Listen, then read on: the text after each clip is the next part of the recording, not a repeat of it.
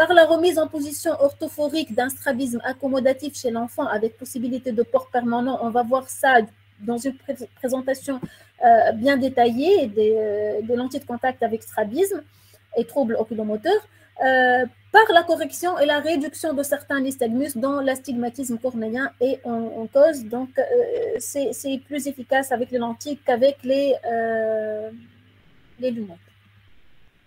Donc, il y a des indications qui sont posées en fonction du matériau. Des lentilles de faible ou de moyenne transmissibilité sont délaissées au profit des lentilles à haut et à super transmissibilité qui permettent un port journalier en toute sécurité, qui sont souvent moins fragiles et plus résistantes au dépôt que les lentilles, que les autres lentilles, et qui permettent bien sûr une hypertransmissibilité. Les lentilles à hypertransmissibilité, c'est-à-dire le K sur E est supérieur à 85. Donc, c'est le champ préférentiel qui est le port prolongé ou continu. Donc, maintenant, vous connaissez la différence entre les différents ports. Prolongé 7 jours, continu jusqu'à 30 jours, permettant ainsi une manipulation réduite appréciable pour des raisons. Ceci, la manipulation réduite et le port prolongé et le port continu, ce sont ont beaucoup d'avantages. En effet, ce sont des types de ports indiqués surtout chez les nourrissons, les jeunes enfants, en raison cosmétique chez le presbyte, cosmétique, c'est-à-dire plutôt esthétique, mouche cosmétique. Donc, esthétique, c'est pour le presbyte hypermétrope, c'est un aspect qui n'est pas très esthétique par les lunettes, par les verres de lunettes. Donc, les indications aussi vont dépendre des motivations du patient et du bilan clinique effectué par l'adaptateur. Donc, on va changer nos indications en fonction du porteur et de son environnement. Par exemple, les motivations du patient. Pourquoi veut-il des lentilles? Pour quelles circonstances? Dans quel environnement? Et le port est esthétique, dans la motivation plutôt esthétique, professionnelle, sportive ou autre. Et chez un ancien porteur, on doit discuter en fonction de ses habitudes de port et on expliquera pourquoi l'on doit changer de type de lentille. Donc, on vient de discuter tout ça. Il faut convaincre le patient, informer le patient des nouveautés, et même s'il a essayé des lentilles rigides, il n'a pas toléré, il n'a pas accepté, il a abandonné, et il est revenu aux lentilles souples, on peut réessayer pour ne pas priver notre patient des avantages des lentilles rigides qui existent sur le marché. Donc, on passe au port des indications en fonction du type de port. Pour le port journalier ou diurne, qui correspond à un port qui va au maximum du lever au coucher du porteur. Donc, ici, la lentille doit être retirée avant de dormir, quel que soit donc, le soir ou la sieste. On a le port journalier traditionnel qui est de l'ordre de 2 ans maximum. Les contrôles doivent être au minimum annuels pour s'enquérir d'un vieillissement prématuré de la lentille et pour dépister les complications éventuelles non symptomatiques. Le concept de renouvellement fréquent ne s'applique pas aux lentilles rigides du fait de leur coût de fabrication. On passe au port prolongé, c'est-à-dire 6 nuits, 7 jours. C'est la durée de vie de la lentille est de 8 jours à 12 mois. À chaque fois, on va retirer la lentille et la désinfecter. Et il faut rappeler qu'on doit utiliser des lentilles rigides en hyper DK, c'est-à-dire supérieures à 125 DK sur E. Pour le port continu, la lentille est jetée ou nettoyée, décontaminée, déprotéinisée de manière active et reportée pour un autre cycle de 30 jours. Et généralement, c'est l'apanage des lentilles en silico-hydrogel ou en lentilles rigides en hyper DK toujours. Pour le port prolongé et continu, on doit toujours utiliser l'hyper DK. Pour le port flexible ou à la carte, ça améliore la sécurité des lentilles, autorise à dormir de manière occasionnelle avec ces lentilles, une sieste ou pour une durée plus longue. Et ce port offre au porteur une liberté qui permet de s'adapter à ses besoins. Donc, il y a plein de documents qui permettent de voir, de connaître les types de ports possibles en fonction de la transmissibilité et en fonction des types de matériaux de lentilles. Donc, on passe aux indications selon l'examen réalisé par l'adaptateur. Le choix d'une lentille rigide et d'un type de port s'appuie sur l'état réfractif et les possibilités de fabrication. Le bilan lacrymal, donc une lentille rigide est préférable en cas de bilan limite. Le profil psychologique du porteur et sa motivation, son hygiène corporelle, comme pour toute lentille de contact rigide ou souple. La compréhension des explications, donc un niveau de compréhension bas, ne contre-indique pas le port de lentilles de contact, mais il faut préférer une lentille rigide avec un suivi moindre et avec une plus grande sécurité et donc éviter les lentilles souples qui sont beaucoup plus risquées. Les habitudes d'adaptation de médecins doivent évoluer en fonction des progrès des matériaux, des géométries et des indications. Donc, c'est pour ça qu'on est là dans ce CEC de contactologie pour pouvoir être à la page dans nos prescriptions. La décision finale de choix de la lentille se prend avec le porteur. Donc, on doit informer, expliquer, convaincre, essayer, et puis la décision va revenir surtout au porteur. Donc, les indications selon l'âge, pour le nourrisson et le petit enfant, les indications sont surtout réfractives et visent à éviter l'amblyopie. Et on peut prescrire, bien sûr, le port continu. Et donc, les lentilles rigides respectent la physiologie cornéenne, respectent la physiologie conjonctivale, et afin d'obtenir la meilleure qualité optique. Et les indications, surtout les aphakies unilatérales, l'anisomutropie et la forte myopie unilatérale. Chez les enfants, généralement, c'est beaucoup plus accepté les lentilles rigides que chez l'adulte. Pour les enfants et les adolescents, c'est surtout la forte myopie évolutive, le nystagmus et le strabisme accommodatif. Donc, on détaille un peu la forte myopie la myopie forte et ou évolutive. Donc, il y a un rôle freinateur des lentilles rigides sur l'évolution de la myopie qui est toujours discuté. Je ne parle pas ici de l'orthocat, mais une simple lentille rigide. Donc, vu la permanence de la netteté de l'image rétinienne, ça paraît une hypothèse qui est probable, avec nécessité d'une parfaite et totale correction de l'astigmatisme, nécessité d'un port continu, et pas de stabilisation en lentille souple en port continu. Pour le nystagmus, le port de lentille rigide permet le centrage de la correction qui suit le mouvement nystagmique, d'où l'amélioration du champ visuel chez les patients insuffisants visuels. Les patients nystagmiques ont fréquemment un astigmatisme cornéen oblique dont la correction doit être stable malgré les mouvements nystagmiques. Donc, une bonne correction elle n'aura que des avantages et des bénéfices pour la stéréoscopie, pour la vision binoculaire, pour la prévention de l'amblyopie. On passe au sujet âgé. C'est essentiellement pour diminuer le risque infectieux, puisque les défenses sont diminuées. La qualité des larmes est moindre et il y a une difficulté de manipulation. Donc ici, l'intérêt des lentilles qui permettent un port continu. Donc, dans ce cas, les indications selon l'âge sont comme ça je pense que c'est plus clair. Pour le reste, il faut toujours discuter, c'est au cas par cas et discuter avec le porteur. Selon le terrain, donc on a parlé de l'amblyopie fonctionnelle, strabisme ou anisomutropie, donc la lentille rigide permet plus de sécurité. En cas de diabète, c'est très important. On va voir ce chapitre aussi, les cas particuliers d'adaptation, des indications de lentilles. Donc, le diabète accroît le risque de complications. Les lentilles rigides sont indiquées en cas de diabète. Généralement, ce n'est pas une contre-indication absolue. Le diabétique peut être équipé en lentilles, mais on opte plutôt pour les lentilles rigides, car diminution de risque infectieux, une oxygénation plus physiologique et la douleur immédiate en cas de défect épithélial.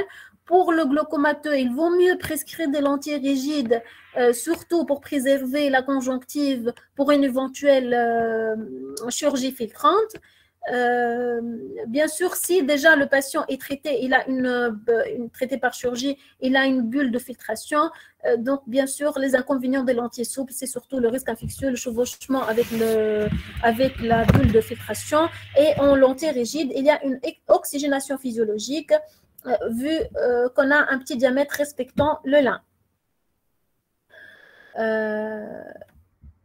Docteur Boukeri, s'il y a des remarques sur le chat ou des questions, je peux arrêter. Donc, non, c'est bon pour l'instant. C'est très bien ce qui a été dit. Atikum alf saha. C'est parfait.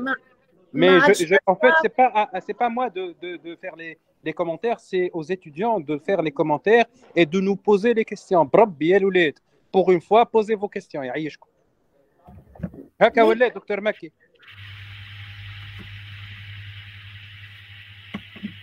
Moi, je vais leur poser directement les questions, Agda, pour qu'ils répondent. Donc, il me reste quelques diapos et puis, docteur Maki, on est là pour entendre vos questions. Merci. Donc, pour les indications en fonction du terrain, je finis avec quelques autres pathologies. Le glaucome congénital, souvent il s'agit d'un œil unique, donc on est devant des enfants parfois monophthalmes, des formes myopes avec un astigmatisme irrégulier lié aux chirurgies filtrantes, donc plein de problèmes. Et bien évidemment, il faut équiper les patients, les enfants en lentilles rigides. L'intolérance aux lentilles souples. Lorsque la réadaptation lentilles souples n'est pas satisfaisante, la motivation pour les lentilles rigides est acquise.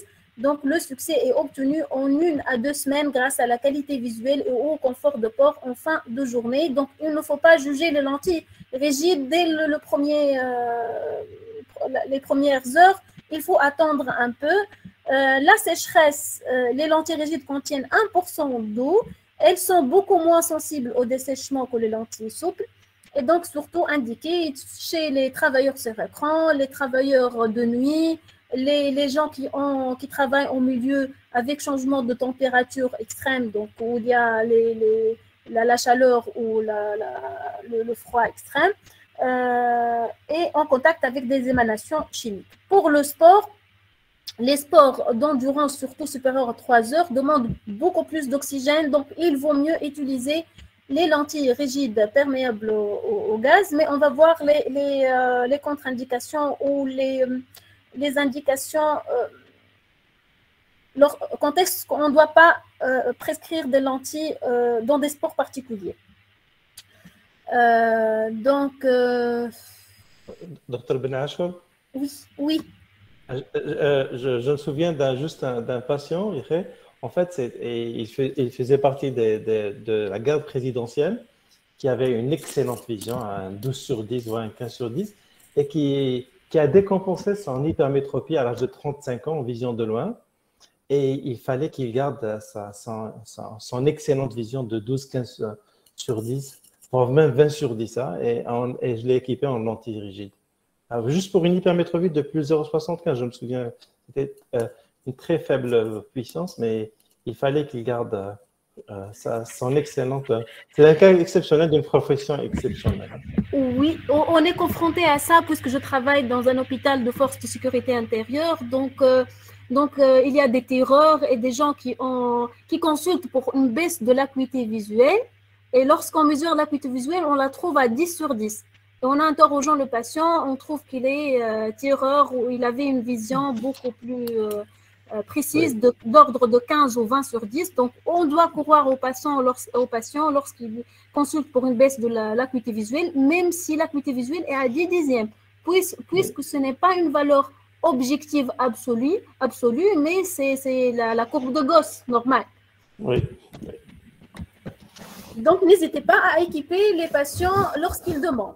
Donc, les contre-indications, c'est exceptionnel, quelques diapos. Donc, il n'y a pas vraiment de contre-indications évidentes, absolues, disons, mais il y a quelques contre-indications liées à la qualité de la surface oculaire. Par exemple, en cas de pemphigus et de conjonctivite fibrosante, de kératite filamenteuse, d'acné rosacée, en cas surtout d'anesthésie cornéenne pour éviter les complications graves, en cas de ptérygium ou de pinguicula parce que ça ne permet pas une bonne adaptation en lentilles cornéennes, mais on va voir pour les sclérales, on peut trouver des solutions. Et les contre-indications liées à la statique palpébrale, c'est très important, on vient de le dire à plusieurs reprises, la statique palpébrale, la qualité du clignement, la dynamique palpébrale est importante pour l'adaptation aux lentilles, quel que soit le type. Donc, l'ectropion, l'entropion, les problèmes de paupières, les infections palpébrales contre-indiquent le port de lentilles de contact.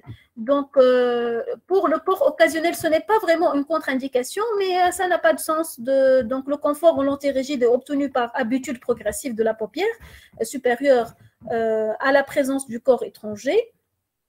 Donc, le corps étranger, c'est la lentille rigide. Le port occasionnel est toujours inconfortable car la paupière se déshabitue en quelques jours. Donc, à chaque fois, il met la lentille, la dépose, on revient au point zéro. Donc, ce n'est pas une bonne indication.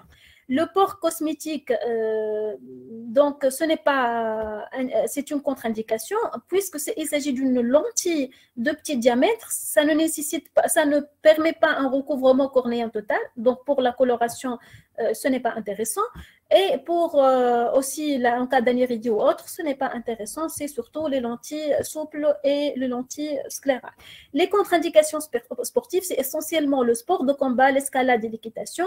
C'est à cause des pertes excessives, à cause de risques de corps étrangers, de poussière ou autre. Donc, il vaut mieux ne pas prescrire des lentilles de contact rigide dans ces types de sport.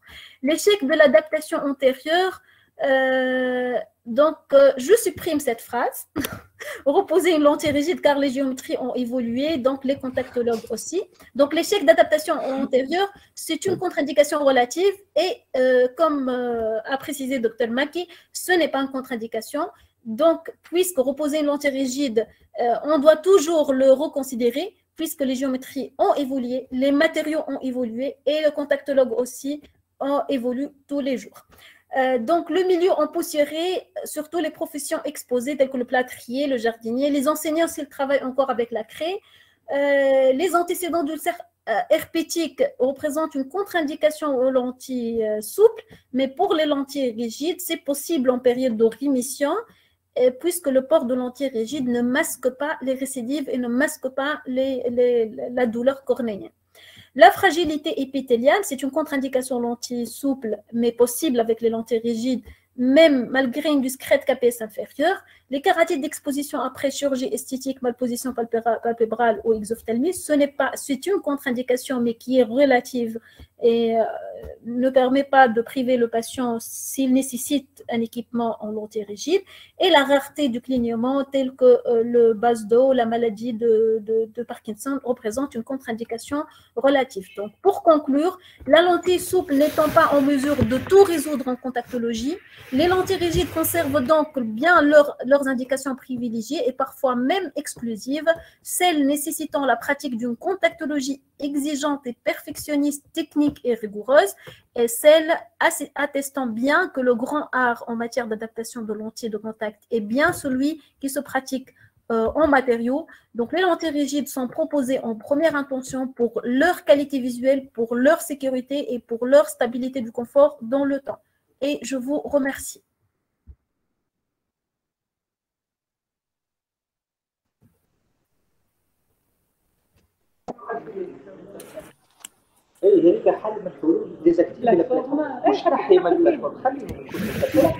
Avez-vous des questions?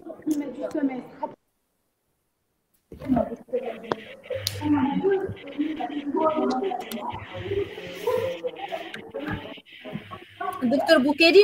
Oui, madame. Parmi l'assistance, est-ce qu'il y a des questions quant aux indications ou contre-indications de lentilles de contact?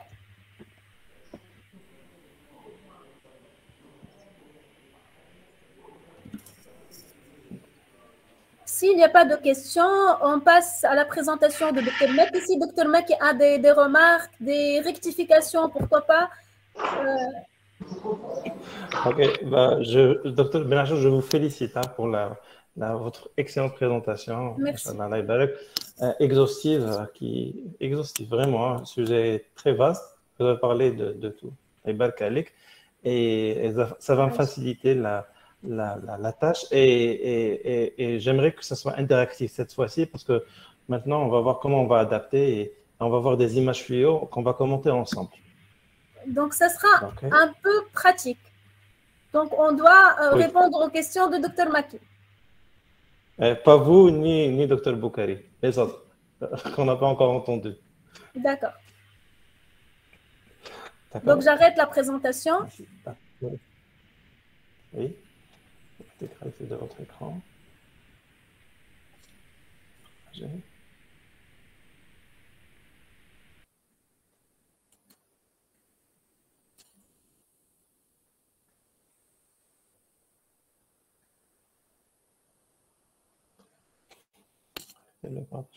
Est-ce que vous voyez?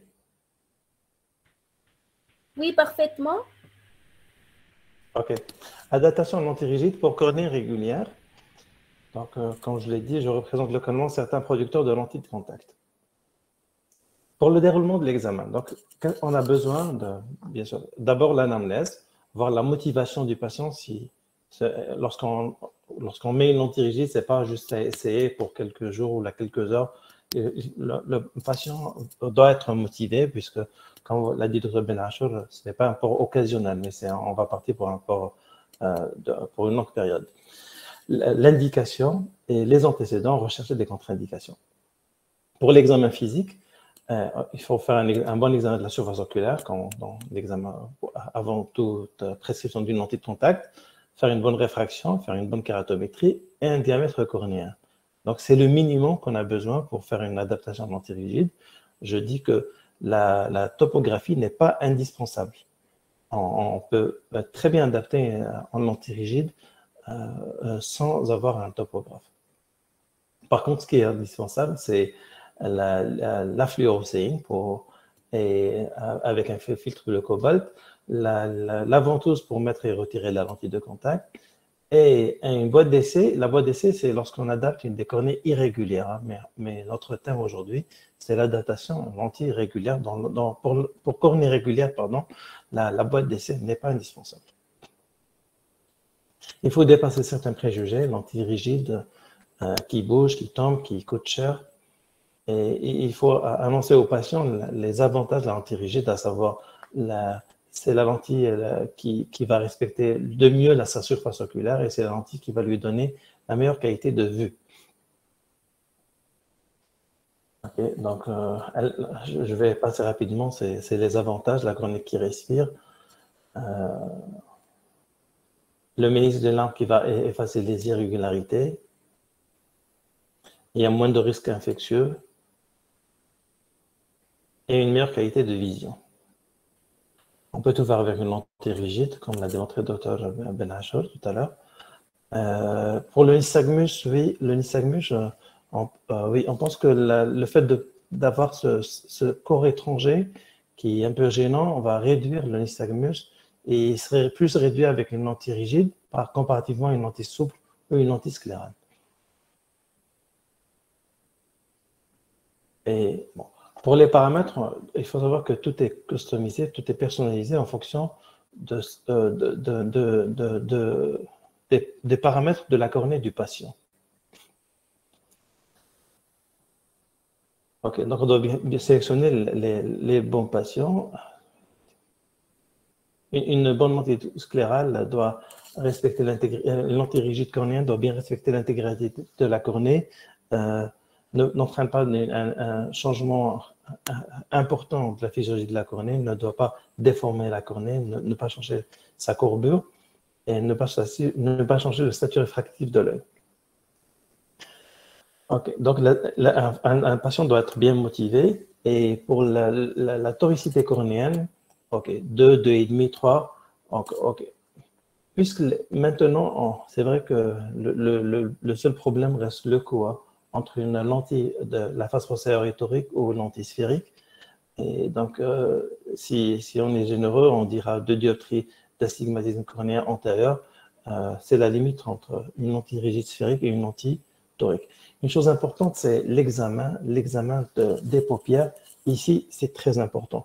La stabilité de la lentille dépend certainement des géométries qu'on a choisies pour épouser de mieux la cornée, mais les paupières supérieures et surtout supérieures et inférieures jouent un rôle important dans la statique et la dynamique de cette lentille. Donc, on doit examiner, on doit avoir les rayons de courbure de la lentille, de la cornée, soit par l'autokératomètre, soit par un topographe.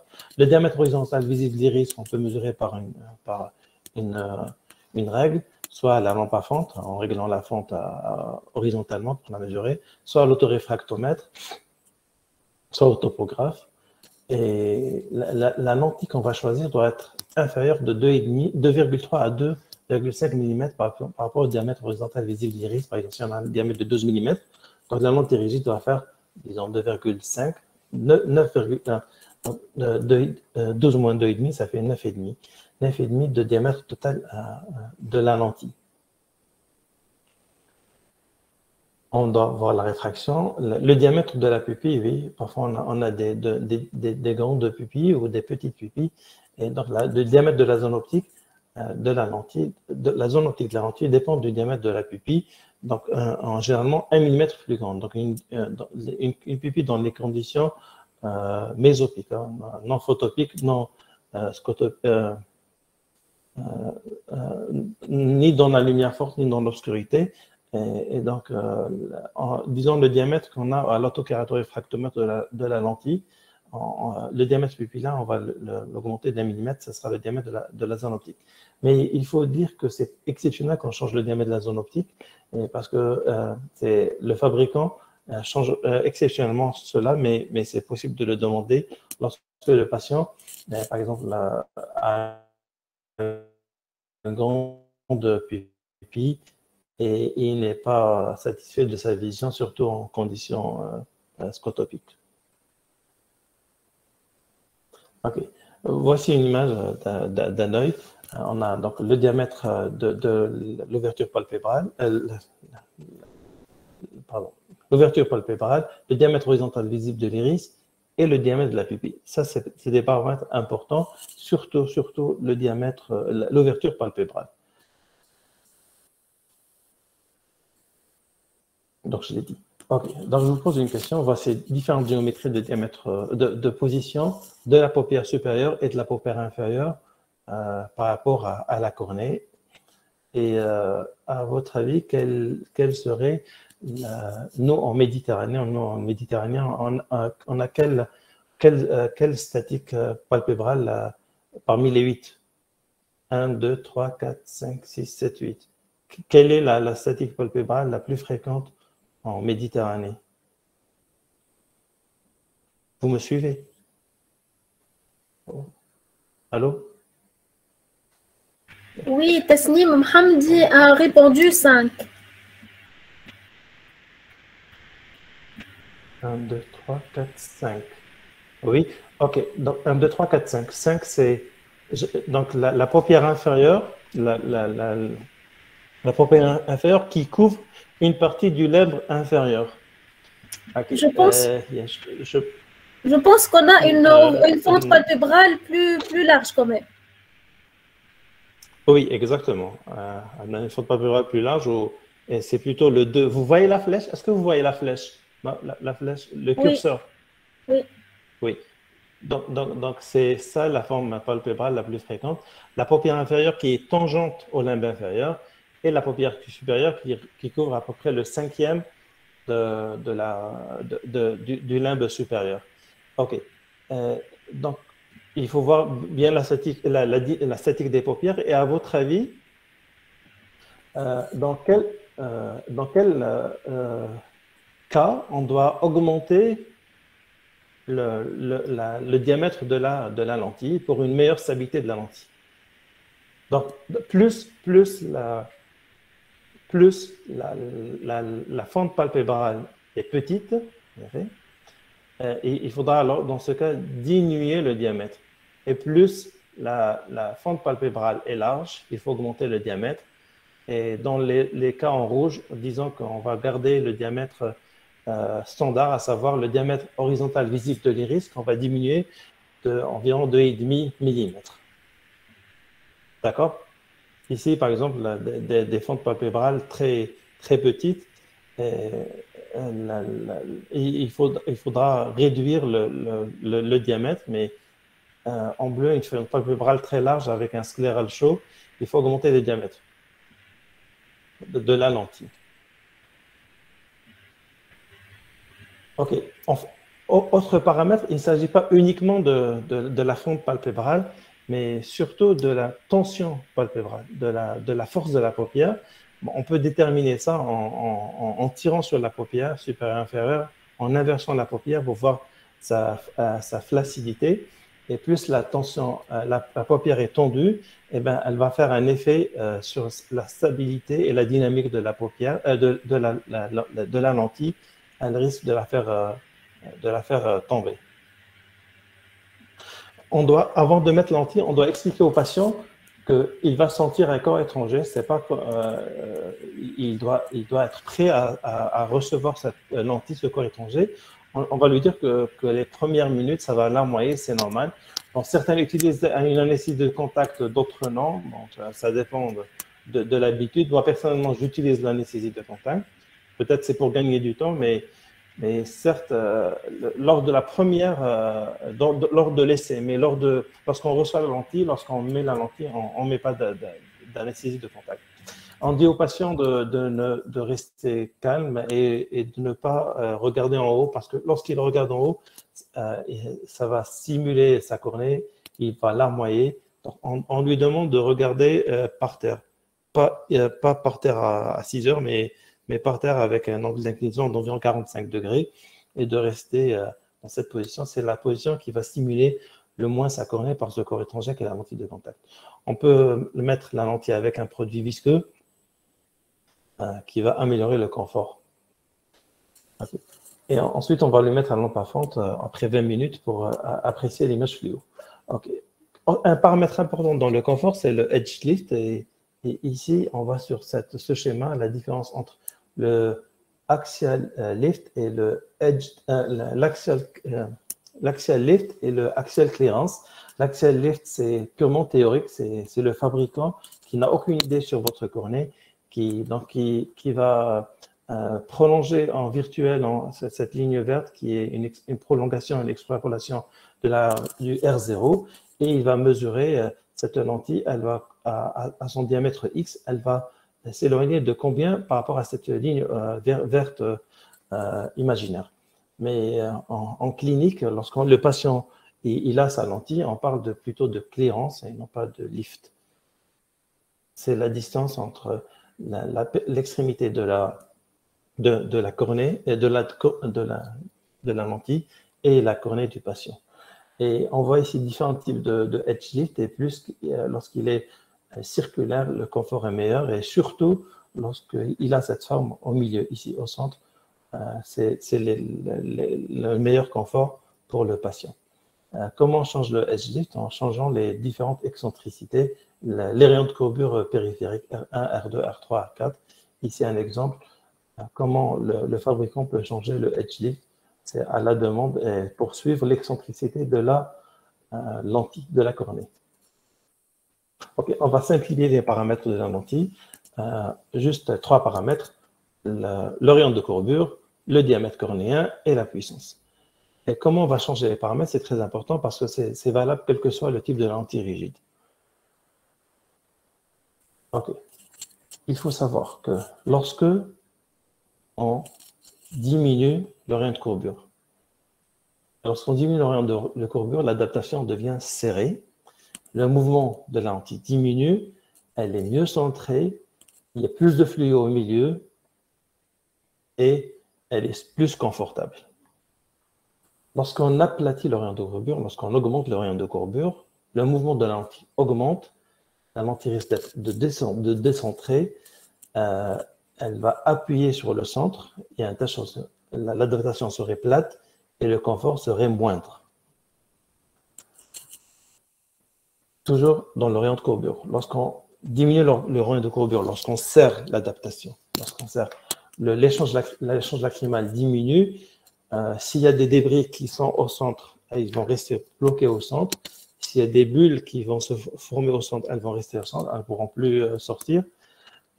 La vision serait assez stable et la lentille va avoir tendance à se fléchir, à se déformer. Toujours lorsqu'on aplatit, lorsqu'on augmente le rayon de courbure, la lentille, l'échange lacrymal serait plus important, surtout en périphérie. S'il y a des débris, les débris vont se mettre en périphérie. S'il y a des bulles, ça sera en périphérie. La vision serait instable parce que la lentille va bouger et la lentille aura moins ne va pas se déformer trop. Okay. Donc, on a vu les conséquences de changement d'un rayon de courbure sur le centrage, le mouvement et la cléance lacrymale. Maintenant, on va voir si on change le diamètre, qu'est-ce qui va se passer? Lorsqu'on augmente le diamètre, eh ben, lorsqu'on augmente le diamètre, la lentille va se centrer mieux et pour le syndrome 3h-9h, le syndrome 3h-9h, c'est un piqueté, on va voir tout à l'heure, c'est un piqueté qui va se voir sur le limbe et la conjonctive sur le méridien horizon 3h-9h, mais pas toujours horizontal, parfois c'est d'autres horaires, mais généralement c'est la partie horizontale parce qu'au moment du clignement palpébral, la lentille va essuyer, la lentille rigide va essuyer la partie centrale de la cornée, même en limbe supérieur, même le limbe inférieur. Il y aura un croissant périphérique, surtout horizontalement, qui ne sera pas balayé ni par la lentille, ni par la paupière. Et c'est là qu'il y aura une souffrance épithéliale et il y aura un syndrome 3h-9h. Parmi les solutions, c'est d'augmenter le diamètre. En augmentant le diamètre, la lentille va couvrir cette partie et va faire disparaître le syndrome 3h-9h.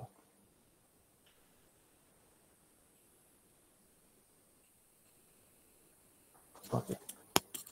Ensuite, on met la lentille sur l'œil, on valide l'image vue, on dit que elle est bonne, on fait une nouvelle réfraction, ne pas oublier de convertir la correction subjective, la ramener à l'apex de la cornée, et on fait une réfraction et un essai subjectif pour déterminer la puissance finale. Donc on a réduit les paramètres principaux en tant que clinicien, le rayon de courbure, rayon de courbure de la lentille, diamètre de la lentille, et puissance de la lentille. Alors, on peut s'aider des logiciels. C'est vrai que les logiciels nous aident beaucoup et ils nous simplifient la vie. Et on peut même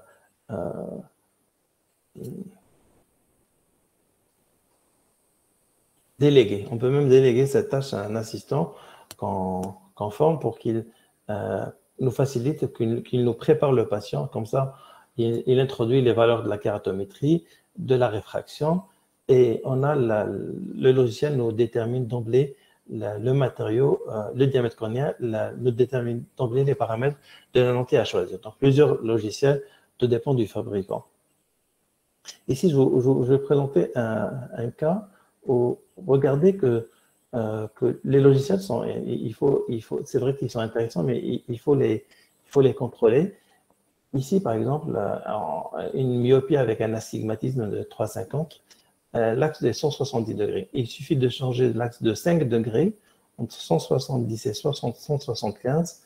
La lentille proposée, elle change d'une lentille rigide bitorique à une lentille rigide torique postérieure. Parce que l'astigmatisme interne devient inférieur à une dioptrie. Ici, il est de -1, je n'arrive pas à lire le reste. Il est de -1,09, puisqu'il dépasse une dioptrie. Donc, le logiciel, il est bête et discipliné, il applique la règle. Plus d'une dioptrie, il pense que c'est significatif, et donc il choisit une lentille bitorique, alors qu'il suffit juste de changer de 5 degrés ici pour proposer une lentille torique postérieure. C'est vrai que le logiciel ici, il met cette remarque, bien qu'il propose une lentille bitorique, nous vous conseillons de commencer par une lentille torique postérieure. Ok. Donc, je vais vous montrer qu'est-ce qui se passe lorsqu'on change le rayon de courbure ou lorsqu'on change le diamètre. D'abord, le rayon de courbure. Ici, c'est une belle adaptation. C'est-à-dire que l'image fluo est bonne et l'overréfraction est nulle. Mais pour un problème, par exemple, de tonus palpébral, qui est important, dans ce cas, on va réduire on va réduire l'orient de courbure pour serrer la lentille, pour diminuer le mouvement de la lentille. On peut soit diminuer le diamètre, soit serrer encore la lentille pour diminuer le mouvement de la lentille. Et regardez, lorsqu'on serre l'adaptation, quand on passe du rouge à l'orange, on va créer un ménisque de l'arme ici. Ce ménisque est-il convergent ou divergent? Bon, c'est écrit, c'est un ménisque convergent. Et donc, on a ajouté une lentille positive. Et cette lentille positive doit être soustraite de la puissance de la lentille qu'on va prescrire. Donc, en sachant que chaque 0,05 mm correspond à 0,25 dioptrie. Donc, lorsqu'on serre l'adaptation, il faut diminuer la puissance de la lentille définitive pour compenser le ménisque de l'arme. Le contraire, imaginons que cette lentille, l'image fluo est bonne et l'adaptation, l'overréfraction est à 0, mais ce patient, par exemple, il a un syndrome 3h-9h. On peut augmenter le diamètre, mais on peut même augmenter l'orient de courbure. Là, la lentille va décoller en périphérie. Et on peut augmenter juste le edge lift, mais peut-être, disons qu'on va augmenter juste l'orient de courbure. Et on va créer ici un ménisque de l'arme divergent. Et ce ménisque de l'arme divergent, eh bien, lorsqu'on va changer l'orient de courbure, il faut demander au fabricant de changer aussi la puissance pour toujours rester avec une réfraction qui est à 0. Il faut dire que tout cela se fait avec un simple clic. Hein.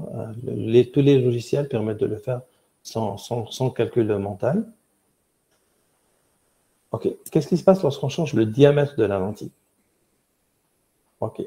Premier exemple, belle adaptation. La lentille bouge trop, où il y a un syndrome 3h-9h. On veut augmenter le diamètre pour mieux stabiliser cette lentille ou bien pour couvrir un syndrome 3h-9h. En augmentant le diamètre, il faut savoir qu'en augmentant le diamètre, chaque 0,5 mm d'augmentation de diamètre va induire un serrage de la lentille. La lentille va être serrée. Regardez, la courbure rouge et orange est la même, mais le diamètre est plus grand. Ben, on va tomber avec une lentille serrée. Une lentille serrée, ça veut dire qu'une position positive, comme on a vu tout à l'heure. Donc, il faut changer à la fois l'orient de courbure, donc il faut aplatir, comme c'est en vert, aplatir, et puisqu'on a aplati, on change de puissance.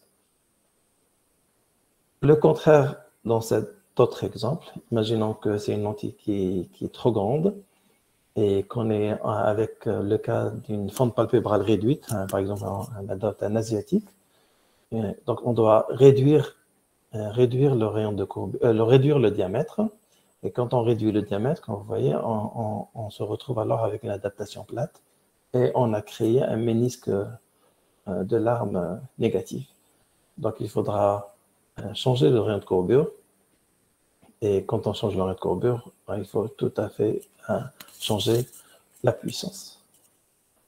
Okay. C'est vrai qu'on peut le faire mentalement, mais le logiciel le fait parfaitement bien et rapidement. Mais juste pour comprendre, c'est ce que fait les logiciels lorsqu'on change soit le diamètre, soit le rayon de courbure, soit les deux. Dans tous les cas, on fait une overréfraction et on commande